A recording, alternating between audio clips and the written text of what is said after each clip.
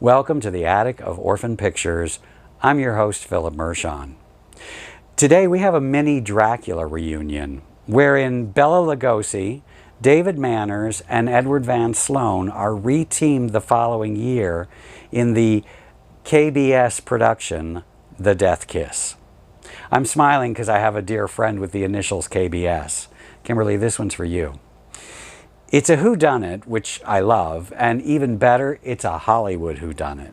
All the mystery takes place at the fictional Tone Art Studios. Now, if you've been following along on my journey of attic discoveries, you'll remember that we've seen 3 pictures so far that were filmed at the Tiffany Studios lot. Episode 1, Paper Bullets, when the lot had been renamed Talisman Studios. Episode 7, Vanity Fair. And episode 13, Party Girl. Well, this picture was shot there as well, and as a special treat, because the plot surrounds a murder that occurs while a picture is being made, you get to see several shots of what the Tiffany Studios lot looked like in 1932. It's a rare and glorious insight, so be on the lookout.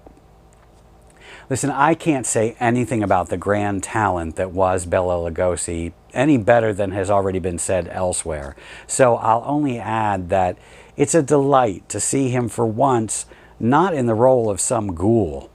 Well, actually that's not entirely true because he does play a studio executive here. And I'll talk more about David Manners after the picture is over, so let's move on to a couple of other cast members. Adrienne Ames had a relatively brief career in the 30s, but she's competent in this and she's a real beauty. Her marriage to the picture actor Bruce Cabot ended after 6 years when she left him, calling him a violent and uncontrollable drunk. And her biggest press came at the height of the Depression, when the papers gushed out the news that she had written off the cost of her wardrobe for the previous year on her income taxes, which in today's money was to the tune of about $177,000. And finally, Alexander Carr does his very best Sam Goldwyn shtick as the tightwad studio head full of malaprops. His utter horror upon hearing that his star has been murdered on his lot is realized by how much money it's going to cost him. This is a tight, well-made little drama that I think you'll enjoy. And I'll see you after the picture, but meanwhile, put on your Sherlock hats and see if you can figure out who done it in The Death Kiss.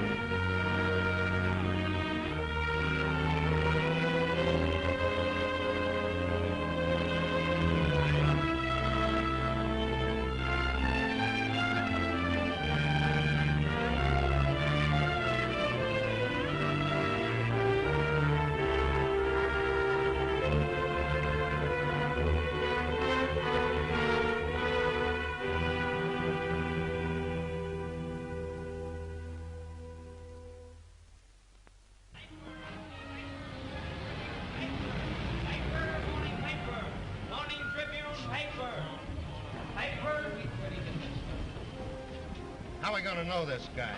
Remember, the men in Mike's car got to see him, too. Oh, never mind. I'm going to kiss him. And how? Good. You might as well make him happy. It'll be the last pair of lips that hit him. No. You don't think he could have gone away, do you? Here he comes now.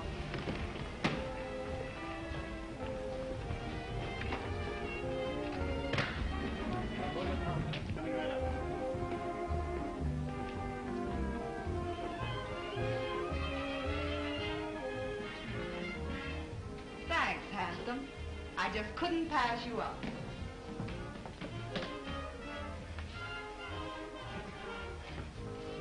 Believe it or not, I never saw her in my life before.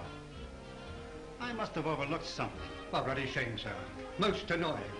Right under me very nose. Your nose? I'll get the car, sir.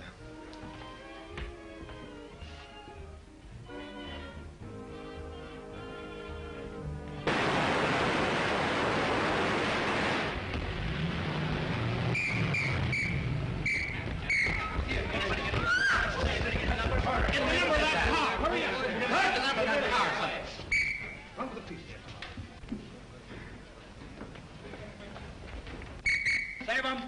Okay for sound, Mr. Avery. How is it for you, George? Okay. All right. If we do it again, silk number 10. Up high, 99. Quiet.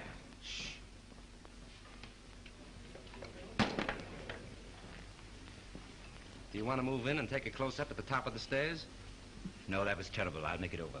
Yes, sir. We'll do it again, folks. All right. 399.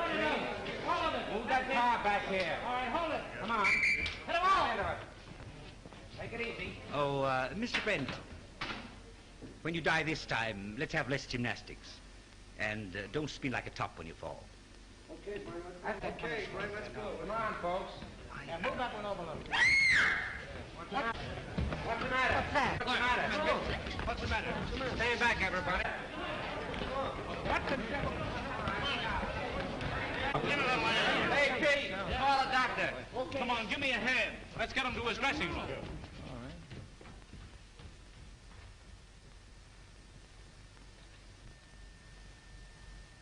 We won't need a doctor, George. He's dead. Dead? Dead?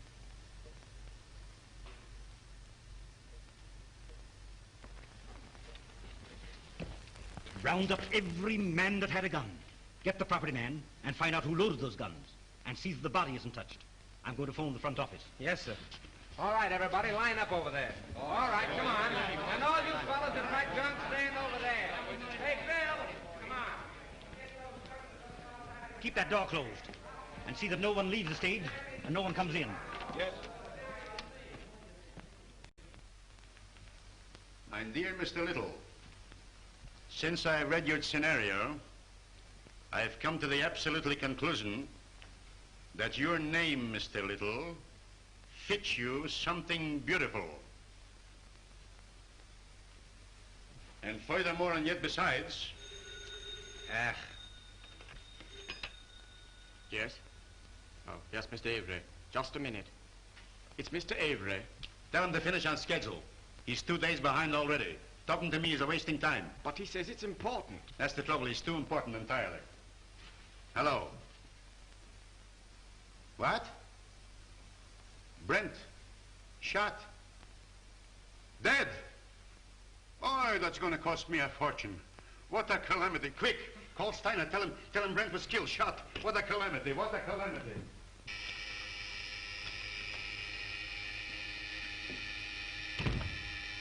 I get it, Joe. Thanks. Yes? Miles Brent was shot on the set. Killed. Mr. Grossman has gone to the stage. How could I that? Miles Brent. Killed. On general principles, not a bad idea, except that he happens to be one of our stars. Get back to your office and do what you can to keep the papers off this until you hear what happened. Don't give out any story until you hear from me. Sure, but rescue me as quickly as possible. They'll be on my neck just as soon as the police get the joyful news. Miss Manning? Phone the brigade on the lot. And tell them not to let anyone in or out until they hear from me. Very well. Thanks.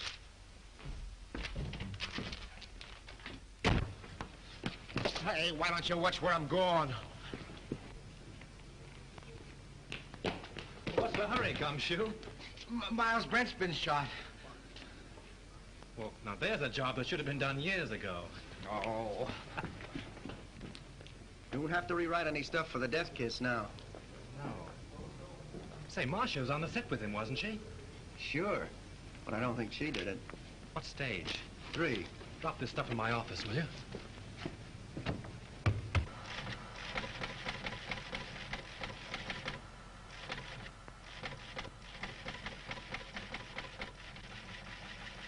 Miles Brent, huh? Picture actor. My wife always liked it. I have that kind of trouble, too. Come on, let's go. All right, fellas. Here's something hot. Miles Brent killed. Soundstage number 3, Tone Art Studio. Sure, hey, just a minute. Tone Art Studio. Operator. Operator. Hey, that's the Evening Star phone. You're telling me? Hey, Star, give me the journal, will you, please? Hello. Tone Art? I want Pat Hill in the publicity department. Come on, snap into it. You know me, Connolly. I never held out on the Evening Star yet. Yeah, I know all about your deadline. Yeah, you'll get the facts. Call me back. Yeah, never mind. I'll get it. Yeah? Yes, Morris, I know, but can I help it? If he's shot in the morning, you've got to take those things as they come. Yeah, I'm going over there right away. The police ought to be here now. Yeah, call me back in 10 minutes.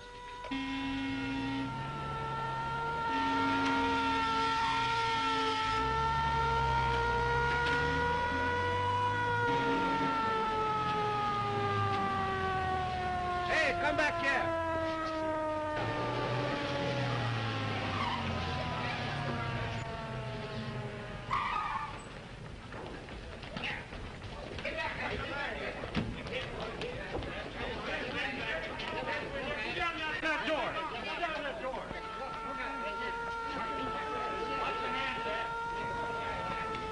Ambulance, Colonel. Yeah.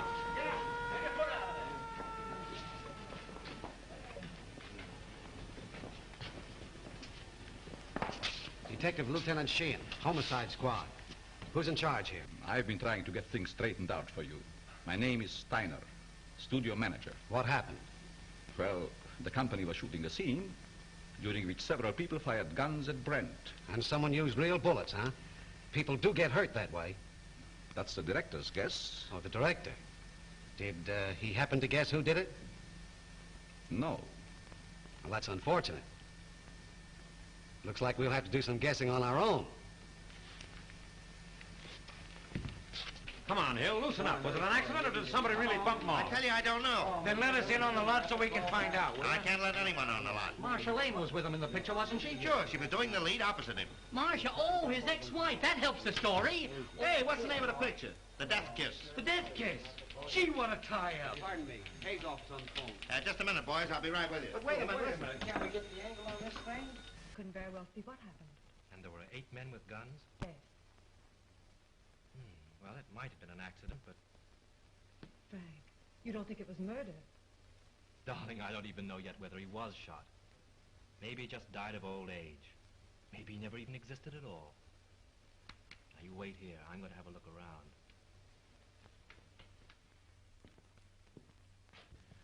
Your gun.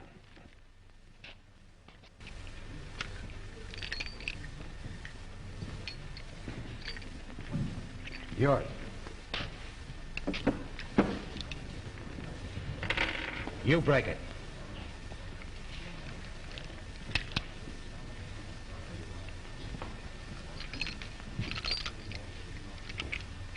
Nothing but blanks left in these guns. Any other guns on the set? That's all I know of.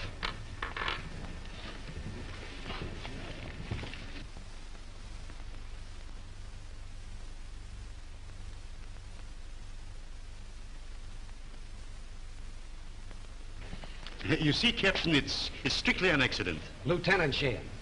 What's your name? Leon A. Grossmith. I'm the president of this concern. Well, what about it? Now, look here, Sergeant. Do you realize what this cost me already, huh? You have no idea. It cost me up to now $239,351. Yes, and it cost Brent his life. Which also loses me money. I can't have no more Brent pictures. Now, pardon me, Lieutenant. Mr. Grossmith means to convey that this regrettable accident need not be converted into a Roman holiday for the rabble. Now, I assure you that Mr. Grossmith feels deeply, very deeply, the tragedy of this affair. And his point is, naturally, not to throw consternation into that great and unseen army of Mr. Brent's admirers. Now, that is precisely what Mr. Grossmith means. That's just what I was going to say. Mr. Steiner. Mr. Yes, Steiner. Pardon me. What is it? The papers are on my neck. I've got to tell them something. There's no use stalling any longer. They've got a story now about a mysterious woman. Who is she? They don't know themselves, but they say it makes a great story. Tell him it was an accident. They won't believe it. Then make him. You don't know those boys. They've got imagination. I don't care if they've got fallen arches. Tell them the Brand shooting was an unfortunate accident. Yes. Is that satisfactory to you, Lieutenant? Nothing satisfactory to me. I can't tell what it is because I don't know myself. Oh. Here's all you had on him. Oh.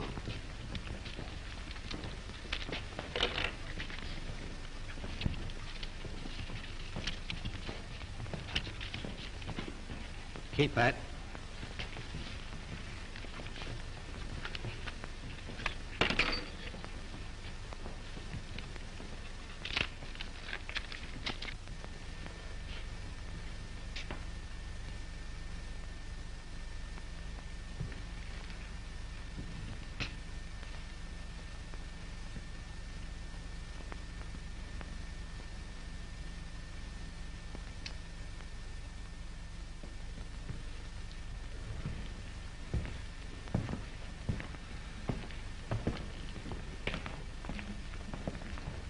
Well, I'm sorry to gum up the works, but it wasn't an accident. It's murder. Murder? Oi, what a calamity. How do you know? This is the bullet that killed him. It's a 38 caliber center fire. All the guns the extras used were 45s. And you can't fire a 38 bullet through a 45 gun. It's an old Chinese principle. Where did you get this? Out of the wall of a set. Don't you know better than to meddle in police matters? Oh, I'm sorry. I didn't mean to meddle. I just wanted to help. You see, I like to dabble a bit in murder cases. Well, you just go and dabble someplace else. All right.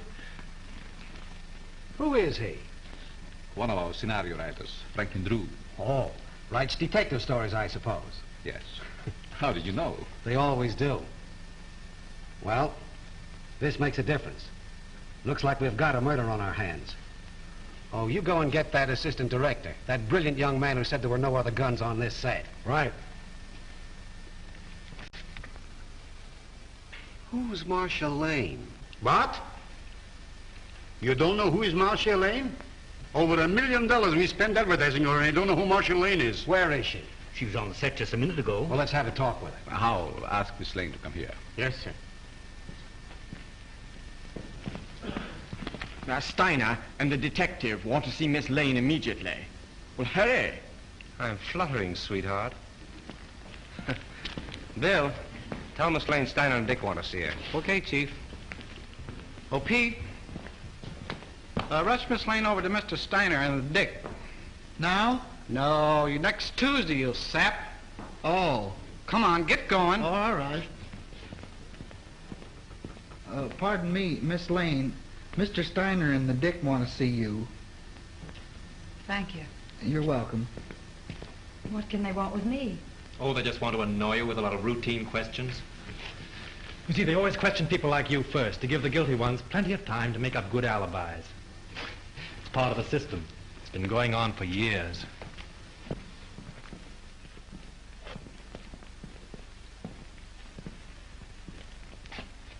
Sit down, Miss Lane. Thank you. I don't wish to be unpleasant, but there are a few questions I'd like to ask you. Certainly. How long have you and Brent been separated? We were divorced last May. Why? Well, I don't quite see... The divorce is a matter of record, Lieutenant. I don't think we need to go into that now.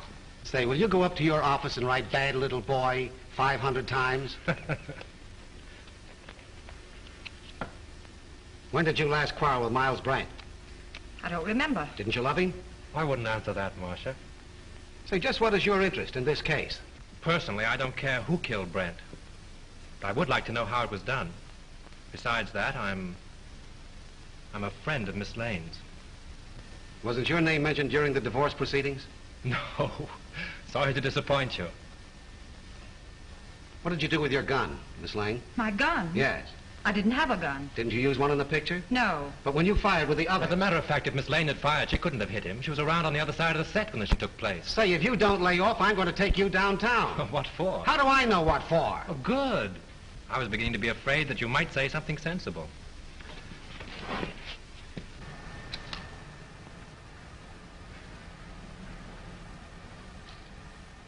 Hey, what are you trying to do there, huh? Don't move now. I got you surrounded. Don't lie now. What'd you try to hide in there, huh? Why, nothing. Yeah? We'll see about that. Hold this a minute. Now, wait a minute. No, you don't. Yeah? Oh, yeah? This letter, all ready to mail, was found in Miles Brent's pocket. In this letter, he told his lawyer that Marcia Lane refused to sign a release as beneficiary of his life insurance policy. So you stand to collect $200,000. Miss Lane's lawyer wouldn't let her sign the release. I know all about that. Say, it's too bad you weren't the one that was shot. So that gives you a pretty nice motive, doesn't it? No funny business now. Come on now. Come on, keep moving now. There's your man, Chief. I caught him red-handed. He was trying to ditch his gun. Look, it's loaded, too. I tell you I did. Save your breath. Put the bracelets on him, Owen. Now, ain't that astounding? Something told me to take a squint around. I sees him trying to ditch his gun, see? And I puts two and two together. I says to myself, that's the man. I guess I used uncanny skill. 38 caliber and loaded. It's the gun, all right. Who is this fellow? Name's he was an extra on the set. Why did you kill Brent? Oh, I never killed nobody. You can't alibi yourself out of this. That's the only 38 gun on the place. You killed him. Why? I'll tell you I didn't. Now, you gotta listen Shut up. to me. You'll have plenty of time to talk later on. Do you know this man? Why, yes. Everyone on the lot knows him. He was head electrician here for years. How much did you pay him to kill Brent? Now, wait a minute, Lieutenant. Why not pin the murder on the murderer? That's not against the rules. What are you talking about? Chalmers didn't kill Brent. Well, how do you know? This gun hasn't been fired.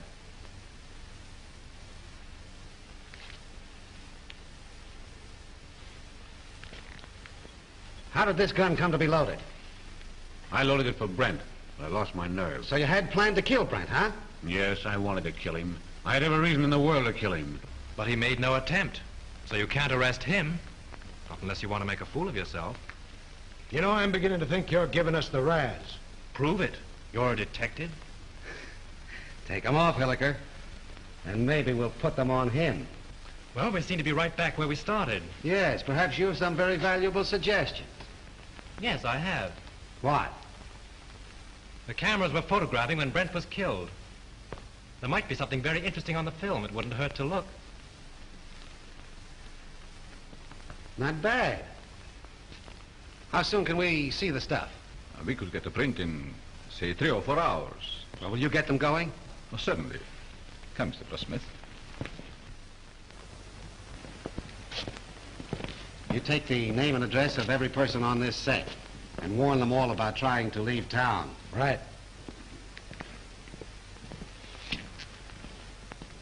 In any of your books, does the detective ever sock the novelist on the nose? No. Write it in sometime. Seems to me like a good idea. Bill, George?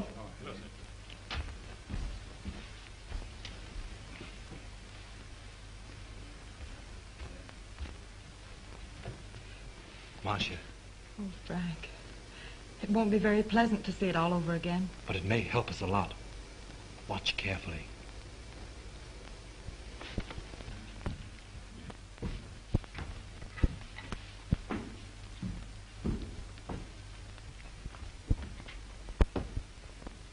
Is everybody here?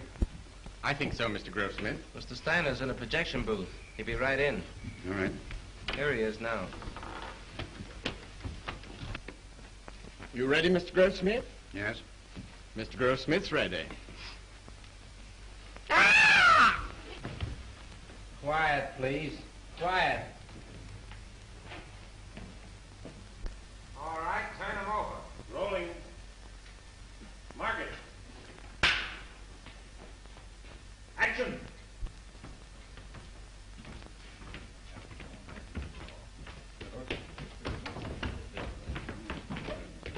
Get your counter. It'll be right here.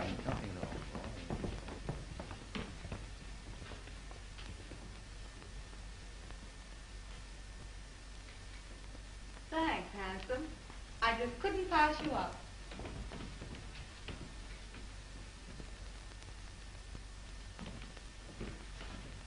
Believe it or not, I've never seen her in my life before. I must have been overlooking something. Oh, ruddy shame, sir. Most annoying. Right under my very nose. Your nose? Oh, I'll get the car, sir.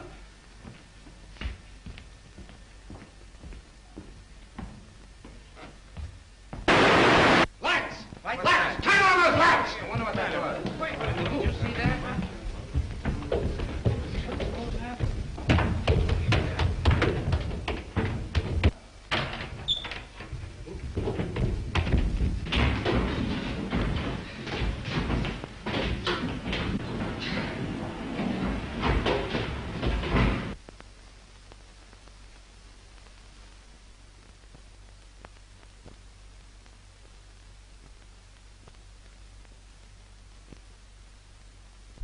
He's not hurt badly, but he must have received a sharp blow. Yeah, it looks like it was done with a blunt instrument. You know, I had an uncle once was knocked out the same way, only he got hit with a shovel. Whoever rocked your cradle overdid it. A rouge-tipped cigarette butt started it off.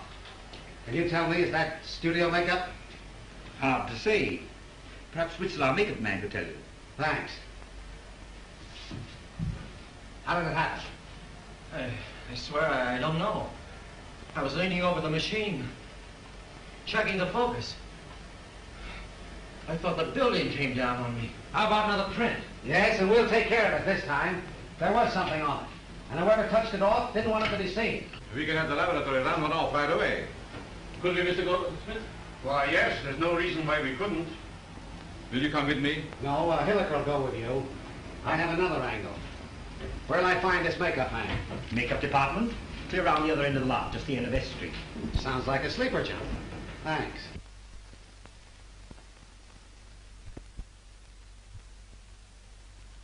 It's a special panchromatic rouge of my own make. Only 2 people on the lot are in the habit of using it. Who are they? Miss Collins and Miss Lane. Who's Miss Collins? She's one of our players. Is she in this picture you're photographing? No, I believe she's working in the Night Riders. They're out on location. And the only other person on the lot that uses this rouge is Marcia Lane? As far as I know. I see. Thanks. You're welcome. Now, wait a minute. You have quite a stock of this rouge on hand, haven't you? A few tubes of it? Just as I thought. Anybody could get at it. Not very well. All the makeup that is not in use is kept in the cabinets. And the cabinets are locked? Yes. Excuse me. Hello. Just a minute. It's for you. Hello. Yes, Hilliker. How? All right. You stick around there and see what you can find out. Tell Steiner I'll see you at his office. The negative of that last scene has been ruined. Someone poured acid in the container. This thing gets more muddled every minute. You telling me? How do I get to Steiner's office? I'll show you. Thanks. And you're not going with me. Right at the head of the street. Thanks. You ought to have a map of this place. Oh, Lieutenant. Of course you know that anybody could have taken the rouge from Miss Lane's dressing room. Sure. A very interesting detail.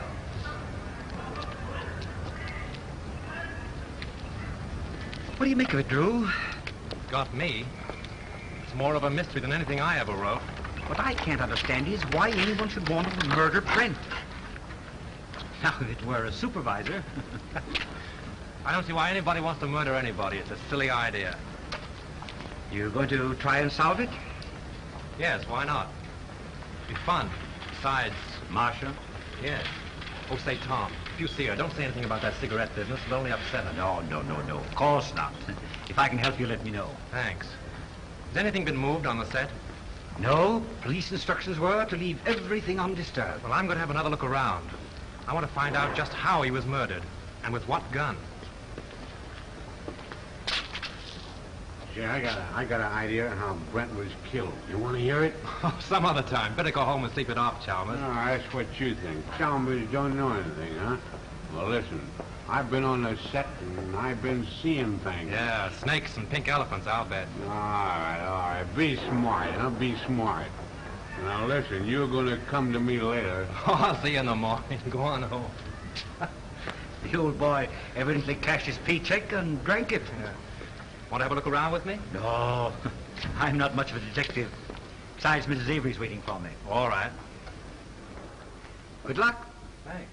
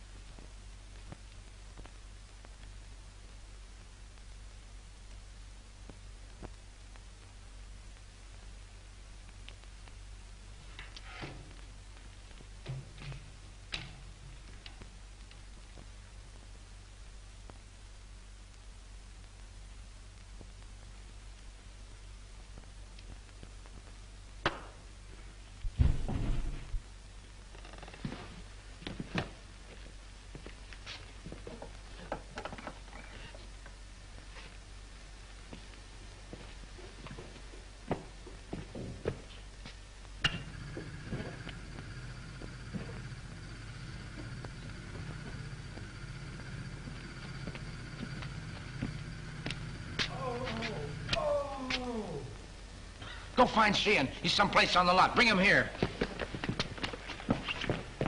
Mr. Drew. Mr. Drew, what happened? What happened? Here. Swell, ain't it? I made it myself. Who's in there? It's all right, Sheehan. What's going on now? Plenty. I found the gun that killed Brent. Where? Right here in this lamp. Why, it's gone. So it seems. Probably got tired sitting there and decided to take a walk. No, I'm not kidding. I came down on the set to have a look around. Just by accident, I noticed this smudge on the lamp here. So I looked inside. Found a small derringer fastened there, attached to an electromagnet. There's the wire it was connected to. And I got a bump on the head that knocked me out. Well, this proves one thing. Whoever killed Brent knew a whole lot about electricity. Who has charge of these lamps? Head gaffer. Well, what's that in English? The chief electrician. Who is he? Al Payne. Where can I find him? Here, Tom will take you over. Come here, kid. Let me take a look at that head.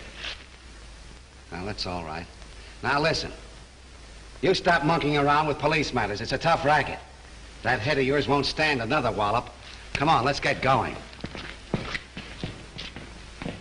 Mr. Drew, I've been thinking. No. Yeah, the first thing I ask myself when I investigate the murder is, who done it? Well, that sounds logical. And the next thing I ask myself is, who could do it? And then? And then I ask myself again, who wanted to do it? And how do you answer yourself? Well, I ain't come to that yet. You take Chalmers, for instance. He didn't like Brent. Well, why should he be an exception?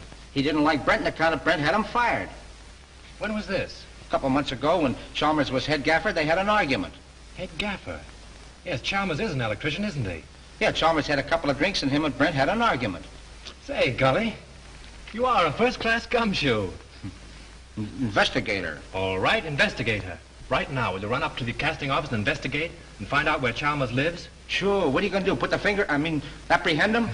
Maybe. You want to come along? Oh, boy, I'll say. Got a gun? Yeah. Oh.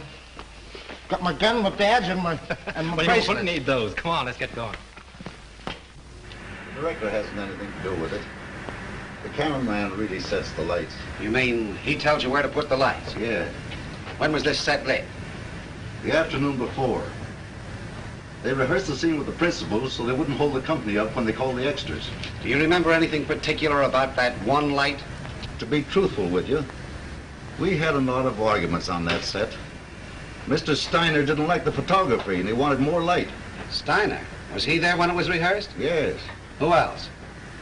Well, they're all there, with the exception of the extra people. There were no extras there, huh? No, only Chalmers. You know, he's a sort of a privileged character around this lot. He used to be our head gaffer. Chalmers used to be an electrician? Yes. Miss Lane felt sorry for him and made Mr. Avery give him a bit in her picture. Oh, Miss Lane got him the job. Yeah. Could you give me the address of the cameraman and Chalmers? Sure. And by the way, if a writer by the name of Drew asks you anything, don't answer him. Drew? Say, do you think he did it? Well, you can't keep me from hoping. This is it.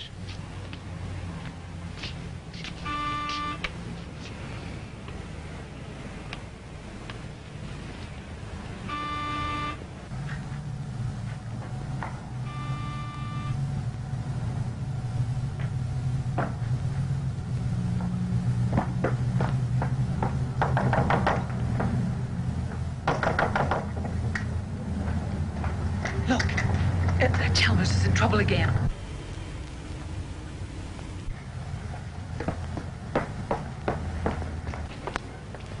Do you wish to see Mr. Chalmers? Yes, is he in, Mrs. Miss Potts. And I don't know anything at all about his comings and goings. Doesn't he answer the bell? No, he doesn't. I was just going in. Cleaning day today, you know. I suppose he's lying stiff and the place all cluttered up with gin bottles. Let's go in and have a look around, Captain. As tenants, guests I mean, though, he wasn't so bad until he lost his job. Then he started acting queer like. See? I told you. I I laid down the law to him. I said, Mr. Chalmers, my bungalow court isn't an alcoholic ward. As I thought, drunk again. Well, this is the end. This is no Keeley cure. Out he goes. I'm sick and tired of his carryings on. The fellow's dead. Dead? Well, he didn't think of me. No, not him. I suppose my 2850 back wind has gone up the flue. Did I have Chalmers spotted? All I did was ask myself, who done it? Poison, all right. Familiar smelling stuff, too. Boy, that guy would drink anything that wasn't too thick to chew.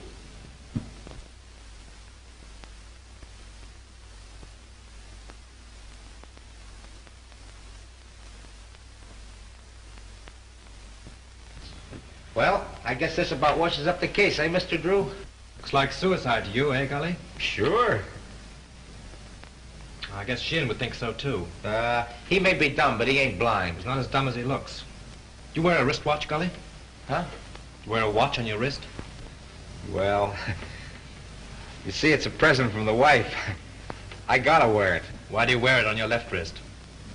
Well, I use my right hand the most, because I'm right-handed. You ever try to write with it on your right wrist? No. Neither did Chalmers. Which makes this note a very interesting piece of fiction.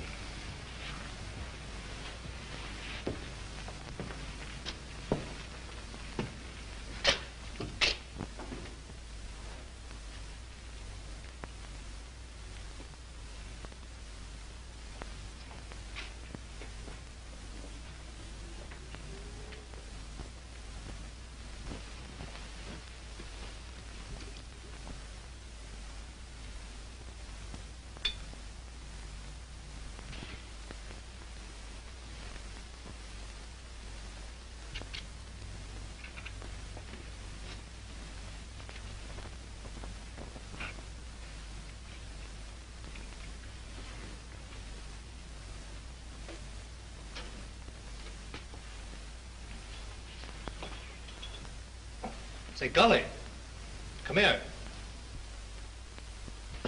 Take a look in here. Now, what do you see? Bottle of gin and a piece of ice. What else? Use your powers of observation.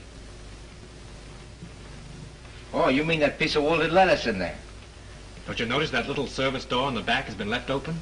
Whatever. The iceman probably left it that way. My wife says you can't trust those icemen anyway. If the iceman had left that little door open when he put in the fresh cake, there wouldn't be any ice there now.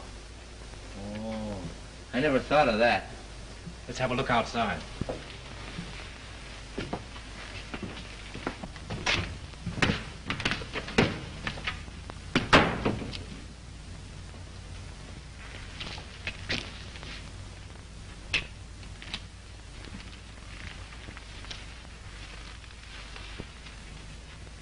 Look. Someone must have stood here a long time.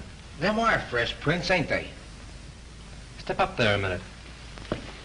Look out for those tracks. Now what? Look through the window. You see Chalmers sitting there? Yeah, the door's open.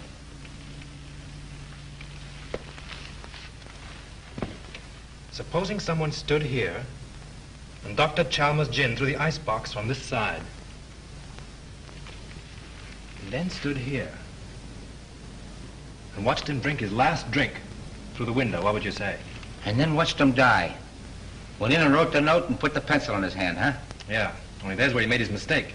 Put the pencil in the wrong hand. That's just what I was thinking. Gully, you know, if a car was parked here, it would entirely conceal that door and that window. Yeah?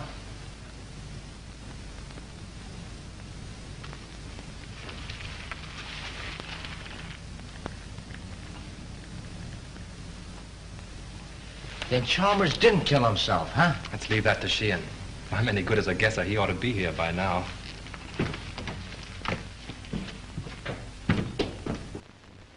Stuffed over on the table. Yeah, huh? Don't let Sheehan know what we found out. I got you. The captain got here 15 minutes ago. Captain? What are you and that Keystone cop doing here? Now, looky here, Shane, you can't talk that way about me. Remember, I'm chief of the studio police, and I got rights. Nature and the law. Here's another opportunity for your skill, Lieutenant. We've been waiting for you. Everybody around here seems to know more about police matters than the police. That's noble of you to admit it. Did you two nuisances touch anything around here? Nothing important. Good. Then clear out. And take that uniformed moron with you. Come on. Suicide, huh? Looks like it. Well, I always thought it was Chalmers right from the start.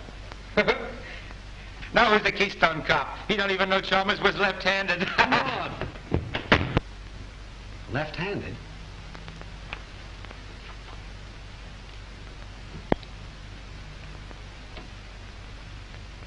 Sure. That starts it all over again. I can remember when murders were nice, clean, simple things done with machine guns and meat axes. But this case?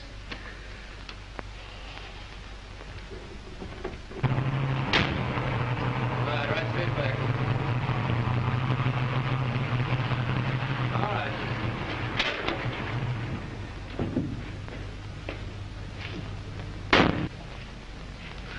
What seems to be the trouble? Battery's dead. But didn't Miss Lane get a new battery just last week? Yeah, I don't understand it. It's bone dry. Liquid's all gone.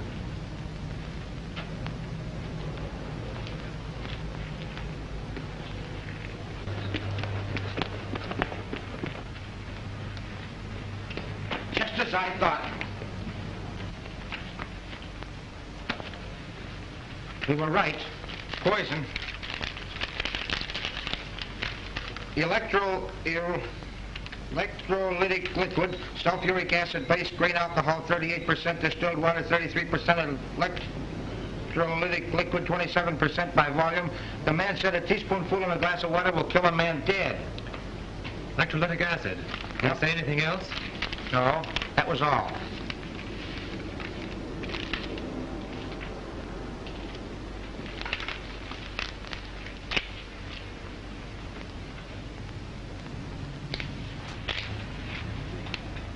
Hey, ain't them the same kind of tread that left the marks under Chalmers' window? Oh, there's probably 1,000 cars in Hollywood that have that make of tire. Yeah, I never thought of that.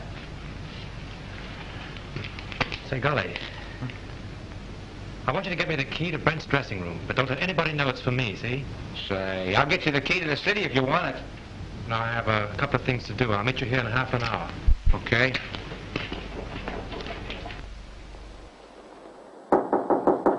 Who is it? Frank, may I come in? Just a minute.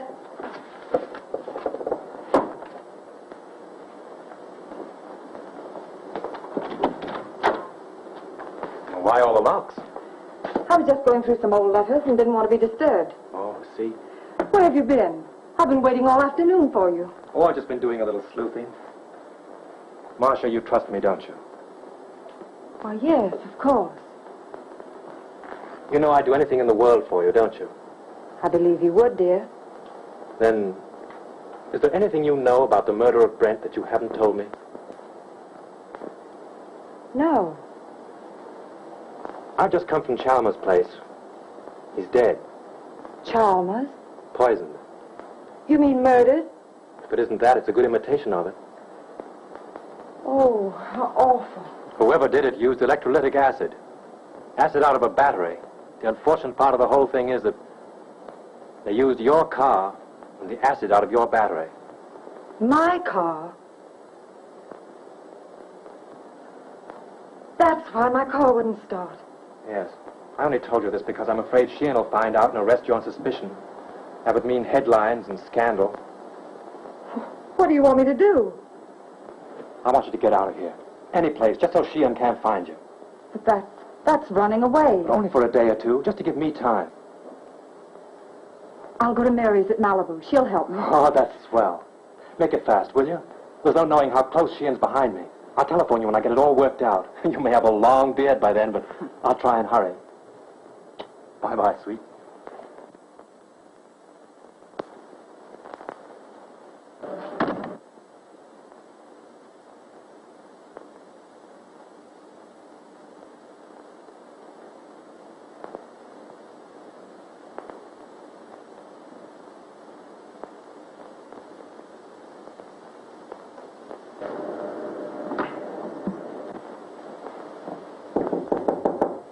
Come in. Leon. Suppose you're surprised that I'm here, huh? Frankly, yes. You haven't come to see me since Brent's accident? I should think you'd know why. I don't. I only know that I want to help you. I have all the help I need. Marcia, you mustn't treat me like this. I never said anything to you while Brent was alive. But you should know how I feel. You succeeded in making your feelings quite plain enough. Marcia, I'm very fond of you. It's not the kind of fondness I care about. Please go now, Leon. I'm in rather a hurry.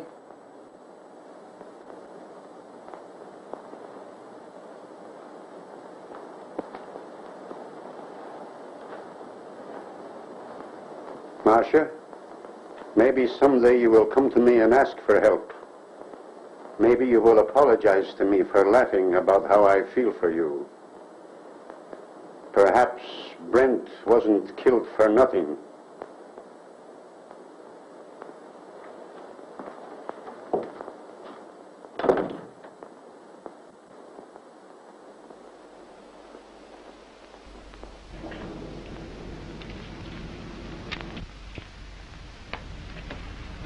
No matter how smart they are, they always slip up.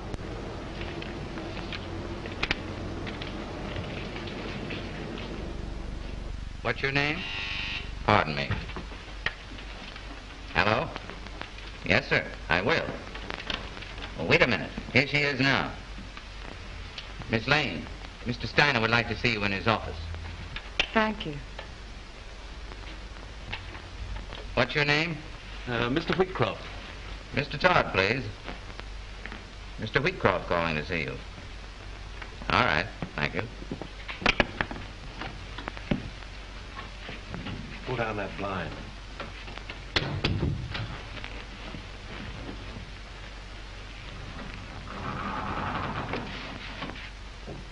Did you see Brent when he came in? I see everybody. What kind of a suit did he have on?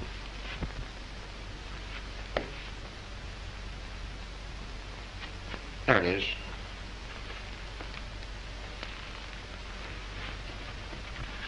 Funny she and Miss looking in here. You've been keeping him too busy. See what those letters are. Here's one from a dame named Agnes. Agnes who? She ain't that dumb. She don't say much. Except that she can't live without him. Married, too. Says her husband don't understand her. Well, that's that old story. 2 men and a woman. The internal triangle. What kind of a place is the Cliffside Inn? Oh, you know, one of those weekend places with all the Mr. Smiths and Mr. Jones and Mr. Browns. How far is Ocean View from here? Why, I'm beginning to think there's a woman in the case. No. Mr. Drew, this case is becoming complicated. Even for me. Come on.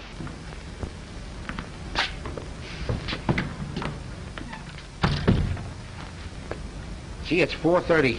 I gotta check in on my next shift. Listen, don't go away without me, will you? All right, Gully, I'll pick you up the gate when I go out. Boy, oh boy. Mr. Drew, I've been looking for you. Miss Lane wants to see you. She's in Mr. Steiner's office. Oh, thanks. Yes, sir.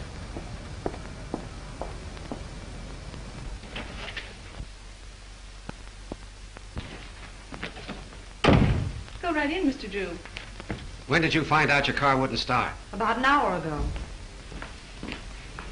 Well, with all your dabbling, you didn't throw us off. You've thrown yourself off if you think Miss Lane had anything to do with Chalmers or Brent either.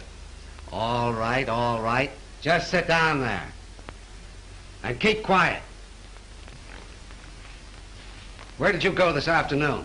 I went downtown. In your car? Yes, Where did you park it? on the street, in front of Elsmith's flower shop.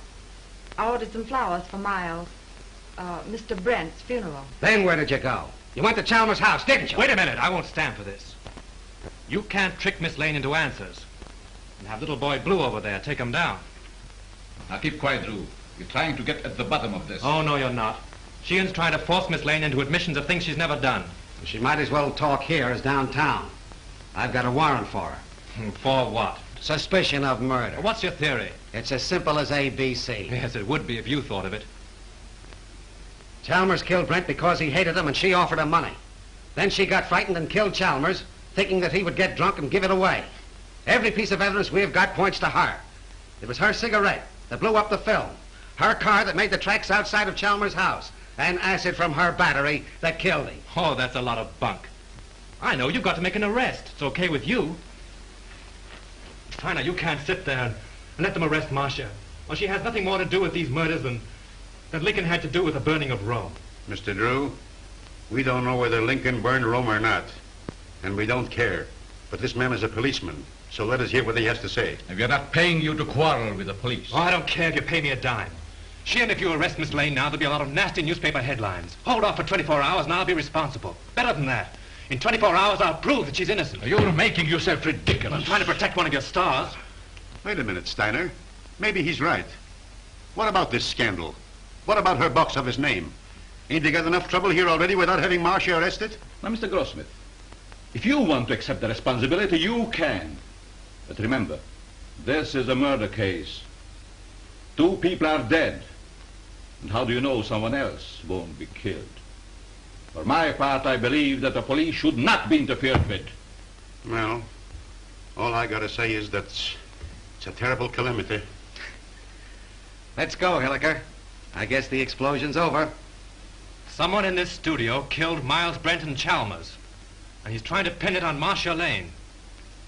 But they won't get away with it. Come on, Miss Lane. Marcia, honey, I'm sorry. I'll get you out of this just as soon as I can. I know you will, Frank. I'm not worried, really. Come on.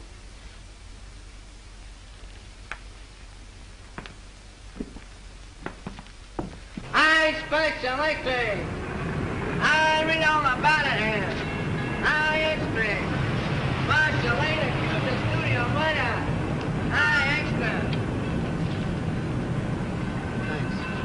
I baby. Read all about it.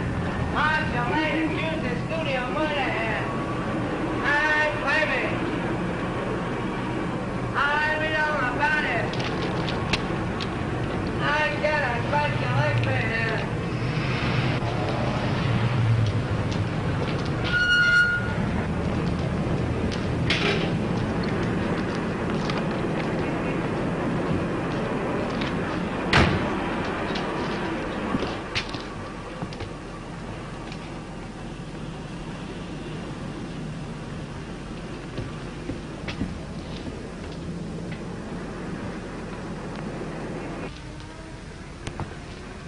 How do you do, sir? How do you do?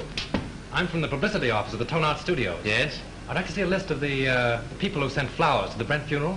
Oh, I think I have a list. Thanks.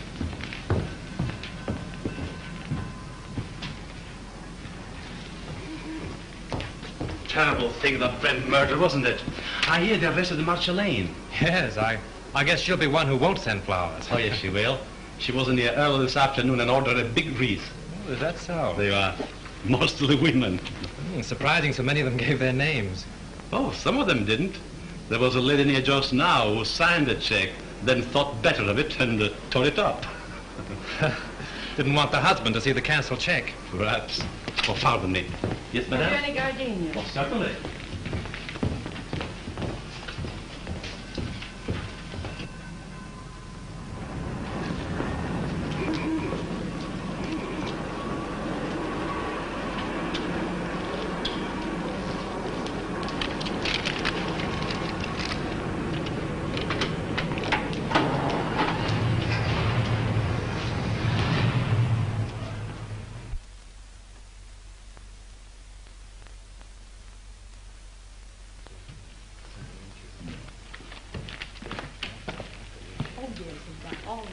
Oh, good evening. Evening.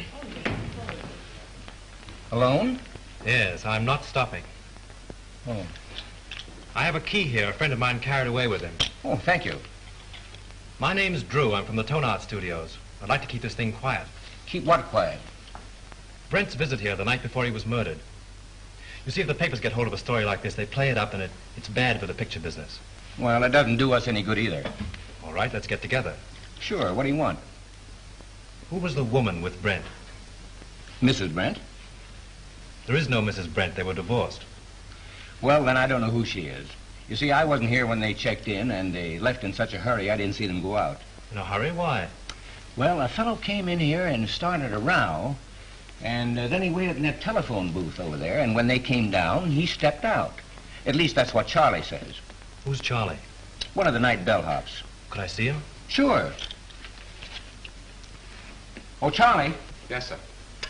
Thank you, sir. This gentleman wants to ask you a few questions. Shoot. Say, do you remember seeing the man who waited for Miles Brent in the telephone booth the other night? I just got a glimpse of him before the fight. What fight? Well, when Brent hit him in the patio. Oh, how did it happen? Well, the lady ran out to the car when she saw the guy come out of the booth. Then the guy steps up to Mr. Brent and says, "Brent, I want to see you." I thought it sounded kind of silly because he was seeing him right there. Well, then what happened? Well, Brent takes the guy outside in the patio. That's when he socked him. Well, then did Brent get into his car? Yeah, and the other guy picked himself up. Boy, was he mad. And was his face red. What did he say? What didn't he say? It was awful. And then he beats it. Would you remember this man if you saw him again? Well, I might. And then again, I might not. It all happened so fast. Would you remember the lady? Sure. Say, she was a honey. Only she talked kind of funny. You know, like she was a foreigner or something. With an accent? Yeah. Oh, that's fine, Charlie. You've been a big help to me. Here. Thanks. Good night, and thanks. Good night. Say, are you a detective? No, I'm just from the studio. Will there be detectives here? I hope not. Call for Mr. Wallace. Calling Mr. Wallace.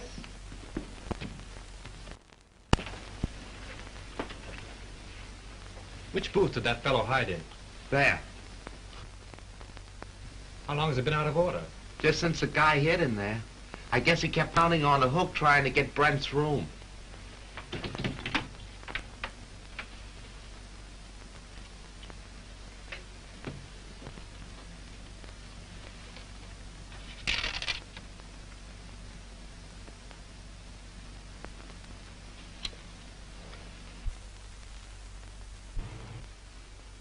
Shelf. That's all you can think of is shelf.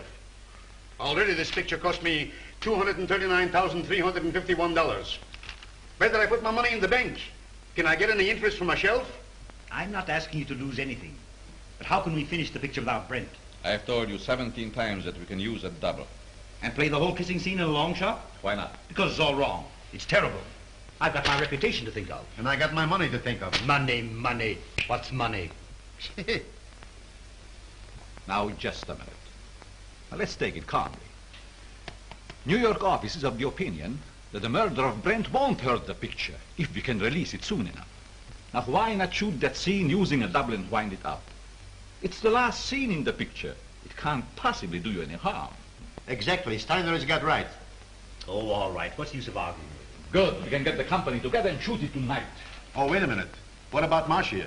Oh, we can arrange with Sheehan to use her for that one scene. Yeah? She can come over with the whole police department if he likes. Everybody's on call and everything on the set is standing. You can shoot it in half an hour. Dad, hold on a minute. What time? 7:30. Say 9:30. Make it 9 o'clock. We'll save a half hour. Dad, we're going to shoot the last scene of the death kiss tonight. Round up the company for a 9 o'clock call. Sure, Mr. Steiner. Mac, we're retaking the death kiss. Get busy on the call. Okay. You've got Brent's double on call, haven't you? Yes, I'll have him all right. But say, what about Miss Lane? I take care of her. Silk on that 36. Hey, Mac, will you put that light over here? Look. Screen 80, will it? Screen 80, Joe. Look, screen 80. Say 47 and 42. George, I'll check this mic with my camera. I think everything is all right. Good evening. You know Mrs. Avery? Oh, yes, of course. How are you? I'm surprised you've come to see this retake. put it down to morbid curiosity. That's the woman of it. She insisted on coming. Come along with me. I will make you comfortable. He's very good with the ladies.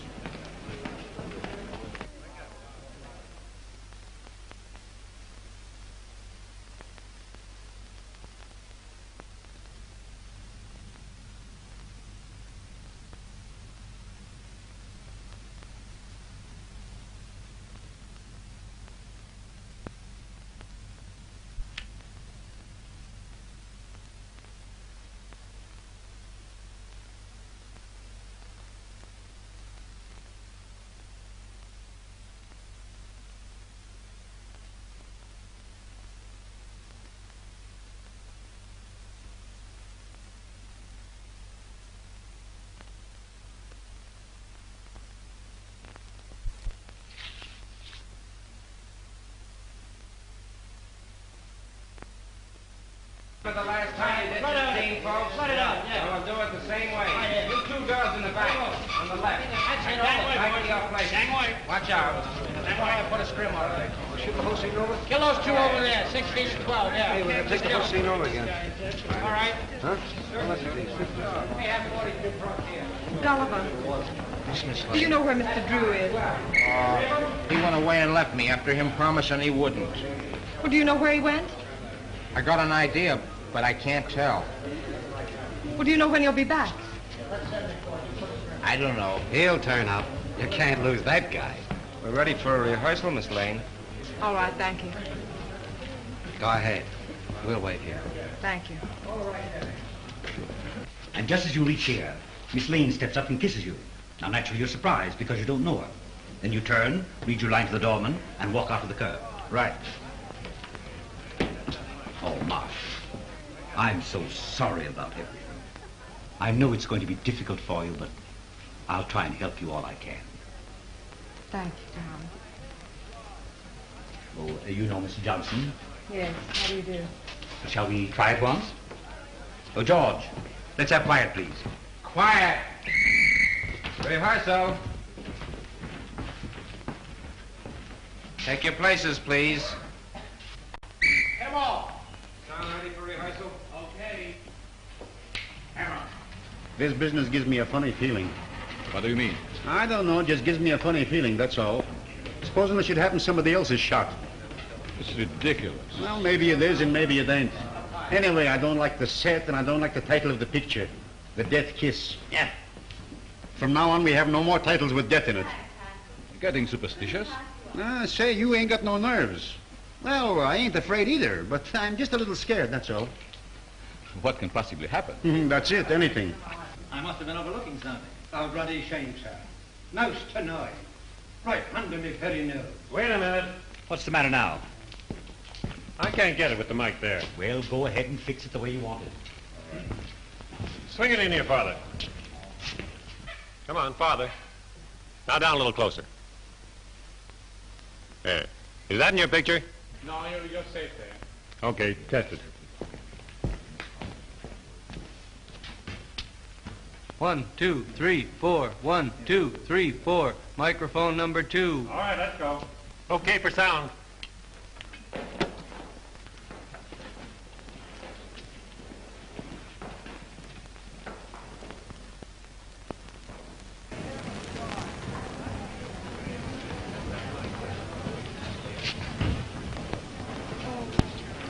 Well, Lieutenant, can I see you a minute? Well, if it isn't our little mystery writer. I knew you'd turn up. Have you solved it? Come over here a minute. What's the revelation? Well, I went through the clothes that Brent wore the night before he was murdered. I found a room key to the Cliffside Inn in his pocket. I went up to the inn and found that he'd registered there the night before as Mr. and Mrs. Brent. Not unusual for him, was it? No, but the husband of the woman that was with him waited for Brent in the telephone booth in the lobby. When Brent came down, they had a fight. Brent beat him up and left with the woman. Now, there's your motive. The fellow who hid in the telephone booth is the fellow who murdered Brent. It's a motive, sure. But it seems to me that everyone around here had a motive. Yes, but this same man knew a lot about electricity and a lot about film. Now, Chalmers couldn't have thrown that cigarette butt in the film because he was nowhere around at the time. Marcia couldn't have poured acid on the negative. Well, she knows less about film than you do. But this same fellow, whoever it was, found out that Chalmers had discovered his contraption in the lamp, stole Marcia's car, took acid again, Dr. Chalmers' gin, and then returned the car. Yes, but why did he take Miss Lane's car? To give himself a double-headed out. If you believed that suicide gag, well, that was the end of it. If you didn't, everything pointed to Marcia. Whatever happened, he wouldn't be suspected. Yeah? But you have got to show me that the guy who was at the inn is someone here at the studio, and that he had access to the light, the film, the car, and everything else. Well, that's easy. The man who hid in the telephone booth left this trademark. What's this? Well, you know as well as I do. The scribblings a man makes on a piece of paper are as identifying as his signature. Oh. Now all we've got to do is to find the guy that scribbles like this, huh? Well, I've done that, too. Take a look at this.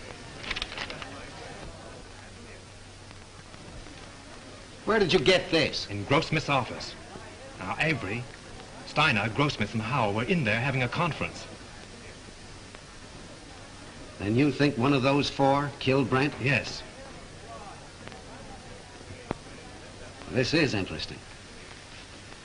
But I've only your word for it, and that don't count for much. Well, I'll keep your paper dolls. But you have got to get me more substantial evidence than this before I can let Miss Lane go.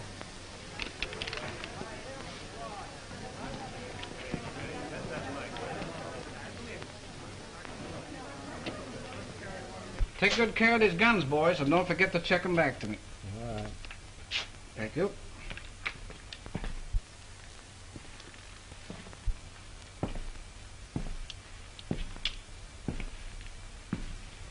Sure the gun isn't loaded? You bet not. I just looked at it. You mind if I look? Not at all. That clear to you? All right, we'll take it. Is everybody ready? Let's make it. Johnson, powder up, will you please? Sure.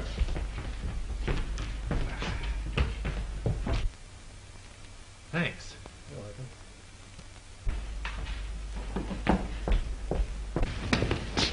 Frank, I've been so worried about you. Darling, I'm hot on the trail. I've got an idea. And if I'm right, I'll have this whole thing wrapped up and tied before you know it. But don't go away before I'm through, will you? Well, you bet I won't. Miss Lane, will you stand on a minute, please? See you later.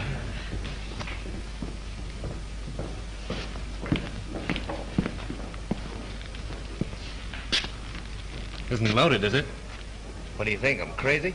Mind if I look? Oh, go ahead. Thanks.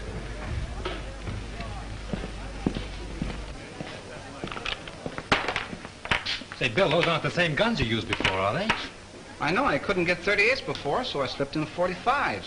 Nobody knew the difference. Do you mean 38s were called for before? Yeah, they made a row about it. Who insisted on it? Okay, coming up. Come on with me. Listen, I've got it. This is Bill, the property man. He tells me on the day that Brent was murdered, he was definitely ordered to give all the extras 38 caliber guns. Yeah? Did you get it? 38 caliber guns were ordered. Now, if Bill had supplied them, we'd have never have known that it wasn't an accident.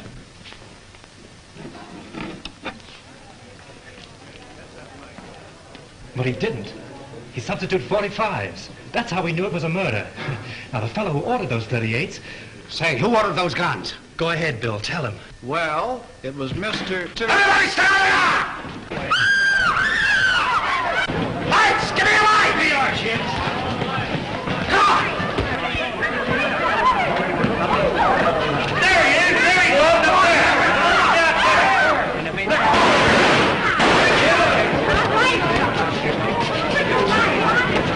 Get out of this place!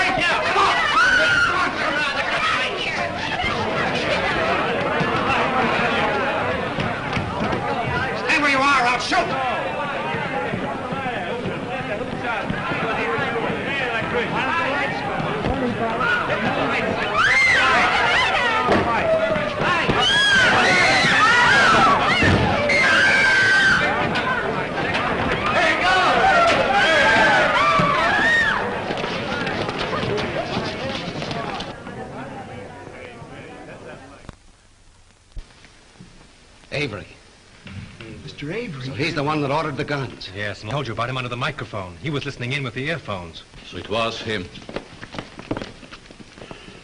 Don't look at him now. He's dead. Dead. Yes. I'm glad. The woman at the Cliffside Inn, huh?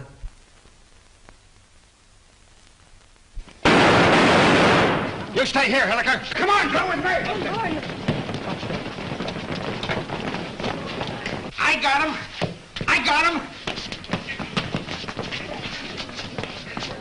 There's your man. Who is he?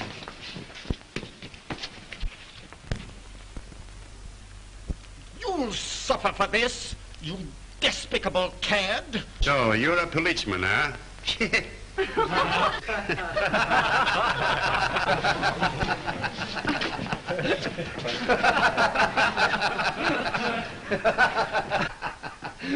Pardon me. I think I owe apologies to Miss Lane, and to you, too. I'm sorry that I was so unpleasant. You know, at first I could have sworn it was you. I knew it, and it made me quite angry. But you're much more clever than I gave you credit for. Well, that sounds like a new contract. We'll talk about that later. Oh, Lieutenant, would you mind telling me why it is that detectives always wear their hats, even in the presence of ladies? Well, sure. That's so we won't have anything in our hands or arms in case we have to use them. That's one for the book. Do you mind if I write it in right now?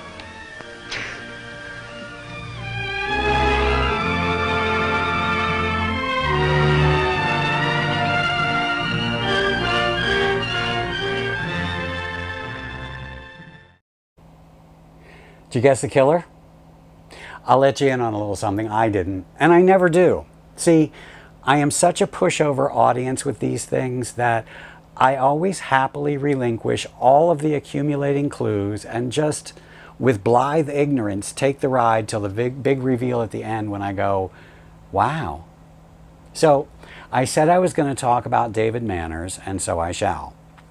I don't know if you remember, but we've already seen him here in episode 2, The Greeks Had a Word for Them, and I didn't say anything about him at the time because I had programming this picture in the back of my mind. Whether or not you find him to be an interesting actor, I do, many don't, he was a very interesting guy. He managed to have a really successful Hollywood career completely on his own terms. He got the acting bug bite in college, and after trooping around, found himself appearing on Broadway with Helen Hayes. And after coming out to Hollywood at the dawn of the talkies and his subsequent discovery by the director James Whale, Manners' career skyrocketed to an enviable 39 largely leading credits over the next 7 years.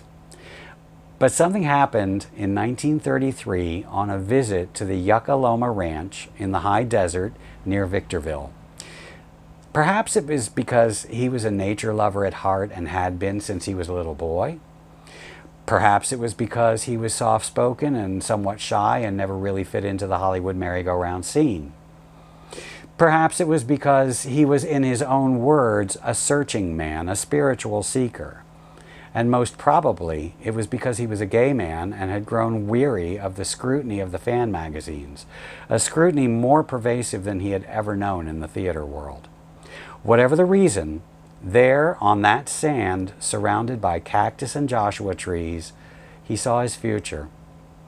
By the following year, he had drawn up plans and had convinced Dr. Catherine Boynton to let him build a home on her ranch. And then 2 years later, without ever really looking back, he moved there.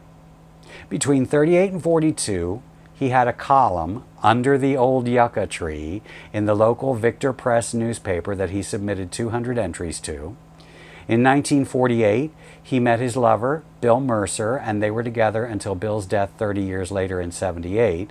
And then David lived the last 20 years of his life writing and painting in the Santa Barbara area. All in all, a life well lived. Well, thanks for tuning in, and until next time, so long.